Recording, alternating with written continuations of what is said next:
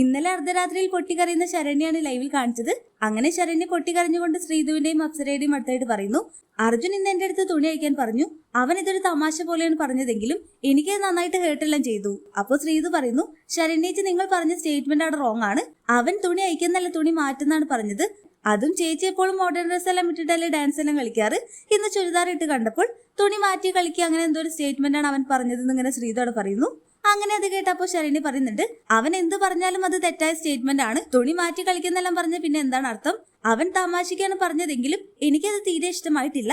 കാരണം ഞാൻ അവനെ അങ്ങനെയല്ല കണ്ടത്. ഇപ്പോൾ അടുത്ത് ജിൻഡോ ചേട്ടനെല്ലാം എന്റെ വസ്ത്രധാരണത്തെ ചോദ്യം ചെയ്തു. അതൊന്നും എനിക്ക് അത്രയ്ക്ക് ഹേർട്ടായിട്ടില്ല. അർജുൻ ഇങ്ങനെ പറഞ്ഞപ്പോൾ എനിക്ക് ആകെ എന്തോ പോലെ ആയി ഇങ്ങനെ ശരണ്യയോട് പറയുന്നു.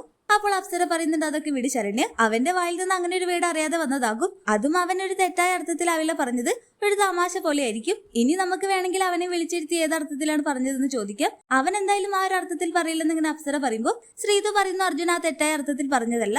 ചേച്ചി എപ്പോഴും മോഡേൺ ഡ്രസ് എല്ലാം ഇട്ടിട്ടല്ലേ ഡാൻസ് എല്ലാം കളിക്കാറുള്ളത്. അതുകൊണ്ട് തുണി മാറ്റിയിട്ട് മോഡേൺ ഡ്രസ് ഇടാനാകും അവൻ ഉദ്ദേശിച്ചത്. അർജുൻ ആ ഒരു സ്റ്റേറ്റ്മെന്റ് എല്ലാം പറയുമ്പോൾ ഞാനും ഉണ്ടായിരുന്നു എന്നിങ്ങനെ പറയുന്ന ശ്രീധുവിനെയും കാണാം. അങ്ങനെ ശരണ്യ പറയുന്നു, എനിക്ക് എന്റെ ഹസ്ബൻഡിനെ മിസ് ചെയ്യുന്നു. ഐ റിയലി മിസ് യു മനീഷേട്ടാ. എന്റെ ഹസ്ബൻഡ് ഈ സ്റ്റേറ്റ്മെന്റ് എല്ലാം കണ്ടു കാണില്ലേ?